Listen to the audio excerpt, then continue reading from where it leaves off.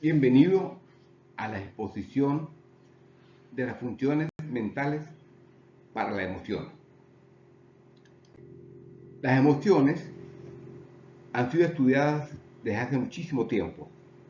Sin embargo, en los últimos años, debido al avance tecnológico, ha habido una profundización en el estudio de las emociones, que las emociones son sentimientos, ¿no?, que pueden ser innatos o pueden también ser fisiológicos, ¿no? O sea, los innatos, como la ira o el miedo, ¿no?, que son la mayoría, y también pueden ser sentimientos aprendidos, producto del ambiente en el cual uno se ha desarrollado. Esta exposición va a tratar del origen de todo lo que es relacionado con la parte de las emociones. ¿Cuál es el origen orgánico de las emociones? El origen orgánico está en la parte superior de la médula espinal, que se encuentra el tallo, donde se encuentra el tallo encefálico. Es la región más primitiva del cerebro, regulador de las funciones vitales básicas, como es la respiración, el metabolismo de los órganos, etc. Del cerebro primitivo, después de los centros emocionales, y después de millones de años, debido a la evolución, ya tenemos el cerebro pensante, ¿no? Las primeras emociones fueron generadas por olores, ¿no? Con el tiempo el cerebro evolucionó y se conformaron un nuevo grupo de células, ¿no?, hasta constituirse el sistema límbico, que es justo detrás donde se registran las emociones. Cuando nos invade un sentimiento de alegría o de rabia, ¿no?, entonces, en función de eso, nosotros vamos a tener ciertos comportamientos. Entonces, en forma resumida, el origen orgánico de las emociones está en la parte superior de la médula espinal. ¿Qué es el sistema límbico? El sistema límbico es el conjunto de estructuras del encéfalo con límites difusos que están conectados entre sí, y es el responsable de los estados emocionales y lo que también uno conoce como, o lo que se conoce también como instintos, ¿no? Las emociones, como el miedo, como la ira, ¿no?, van a generar un determinado estado emocional, por supuesto, dependiendo de cuál tipo de emoción se le presenta a uno, ¿no? El centro del sistema límbico, en el centro del sistema límbico están las emociones como tal. Allí ocurre todo. Tenemos el sistema vegetativo. ¿Qué es el sistema vegetativo? El sistema vegetativo es o también se le conoce como sistema nervioso autónomo. Es una parte fundamental del sistema nervioso y es el que se encarga de controlar las funciones corporales involuntarias, ¿no?, como cuál, la respiración, los latidos del corazón, etc. Se compone de dos ramas principales: el sistema nervioso simpático y el sistema nervioso parasimpático. El sistema nervioso simpático es el responsable de dar respuestas a situaciones de peligro, por ejemplo, huir. Y el sistema nervioso parasimpático es el responsable de las funciones corporales que se hacen, por ejemplo, cuando uno duerme, y el relax, ¿ok? Esto permite descansar a la persona. Tenemos también el sistema endocrino. Es un sistema de señales similar al sistema nervioso. En este caso, en el lugar se utilizan impulsos eléctricos a distancia. Funciona exclusivamente por medio de señales químicas, sustancias químicas. Las emociones se organizan rápidamente y generan respuestas de los distintos sistemas biológicos, incluyendo expresiones faciales, músculos, voz, actividad, etc. Y el sistema endocrino, a fin de establecer un medio interno óptimo para el comportamiento más efectivo. Desde el punto de vista fisiológico, los órganos del sistema endocrino se encuentra en el cuello o en el tórax y en el abdomen y en la pelvis y fuera de las cavidades del cuerpo. Las hormonas regulan los impulsos sexuales, la violencia, la ira, el miedo, la alegría o la tristeza, cualquiera de esas emociones. Estimulan el crecimiento y la identidad sexual, controlan la temperatura corporal, etc. Tenemos el sistema vegetativo, el sistema, el hipotálamo, perdón. El hipotálamo, que es junto con el tálamo, una de las partes de una estructura cerebral llamada diencéfalo, que se encuentra en el centro del encéfalo de los seres humanos, por debajo de la corteza cerebral y por encima del tronco del encéfalo. El hipotálamo es una de las estructuras cerebrales con un papel vital en la regulación de los estados de ánimo de una persona. Controla la temperatura corporal, el sueño, los impulsos sexuales, el hambre y la sed. Por su relación con la regulación de las emociones y los estados fisiológicos, se considera que el hipotálamo forma parte del sistema límbico, el conjunto de partes del cerebro relacionadas directamente con la generación de las emociones. El hipotálamo es responsable de poner en marcha y coordinar entre sí buena parte de los procesos que le permitan a una persona sobrevivir. Entre los procesos que se encarga de regular el hipotálamo se encuentran los niveles también del sueño y del ciclo cardíaco, etc. El estrés.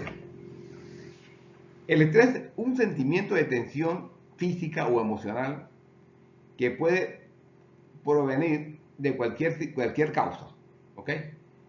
Que le hace que el individuo sienta frustración, se sienta furioso o nervioso. Se puede definir como un estado de fatiga física, psicológica del individuo, provocado por varias causas. Actualmente en la sociedad una es el exceso de trabajo, otras son las necesidades propias, las carencias, como está pasando en Venezuela, producto de la situación económica actual. El estrés en muchas oportunidades es un factor de motivación porque lo motiva a uno a hacer cosas, ¿no? Pero también puede ser muy peligroso porque nos puede llevar hasta la muerte cuando el estrés es muy fuerte. El comportamiento emocional. El comportamiento emocional no es más que la manera como nosotros nos comportamos, ¿ok? ¿Y va a depender de qué? Bueno, va a depender del entorno donde uno se encuentra, número uno. Y también, por supuesto, de la situación personal que uno esté viviendo. Si uno tiene problemas de trabajo, problemas familiares, enfermedad, etc. En función de eso, entonces, se va a reflejar en la parte emocional como uno se encuentra, ¿ok? Hay emociones que son positivas y otras que son negativas.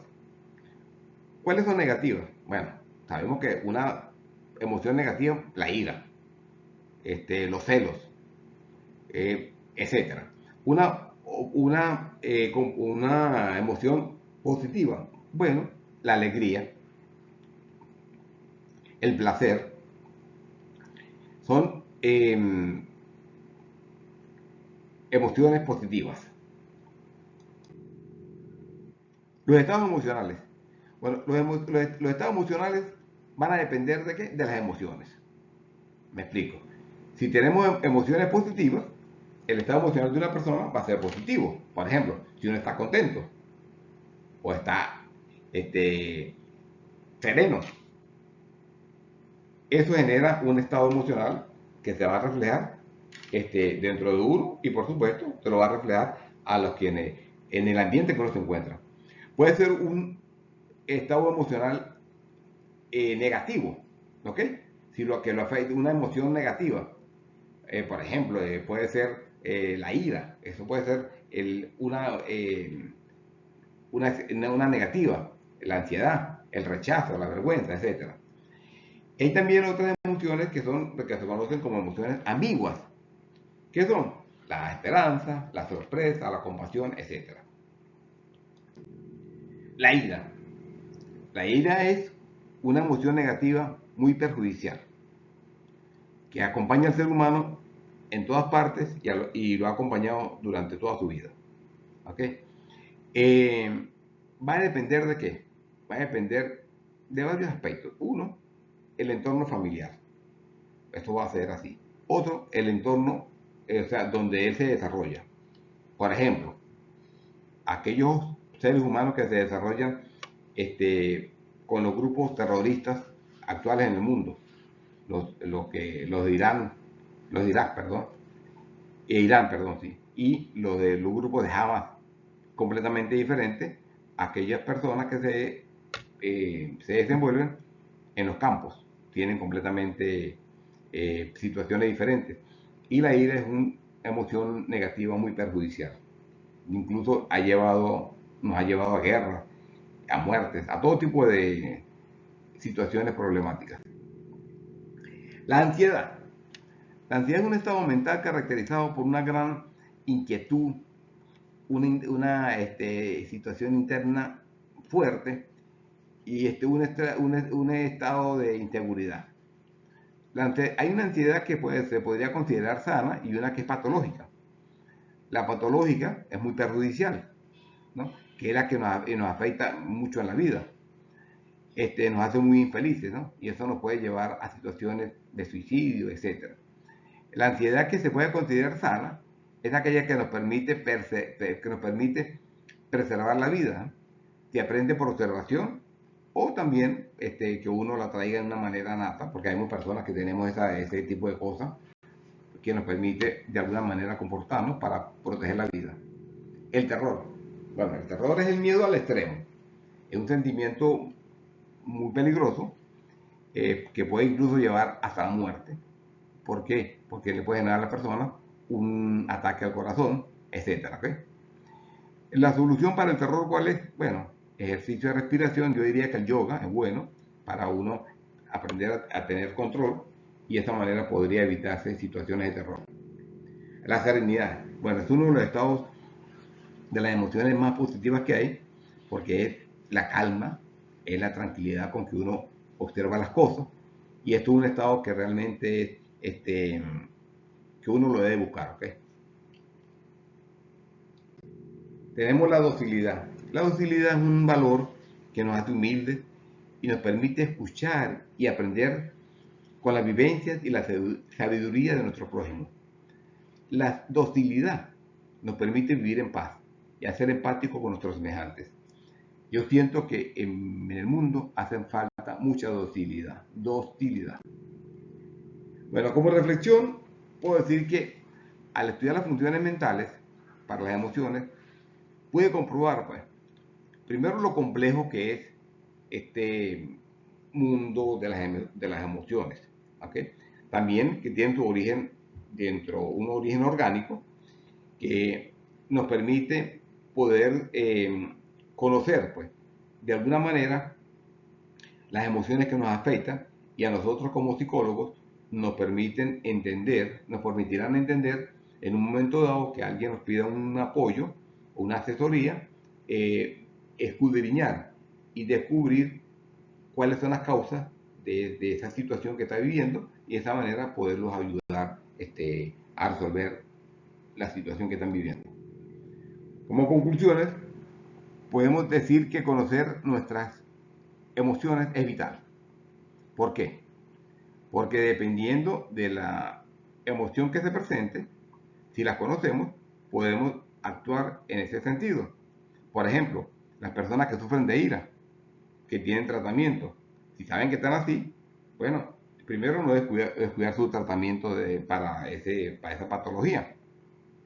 Si están alegres, pero cuando están alegres tienen ciertas conductas que no son sanas, porque se comportan de una manera que no es la más sana, entonces aprender a controlarse para no llegar a situaciones en ese estilo.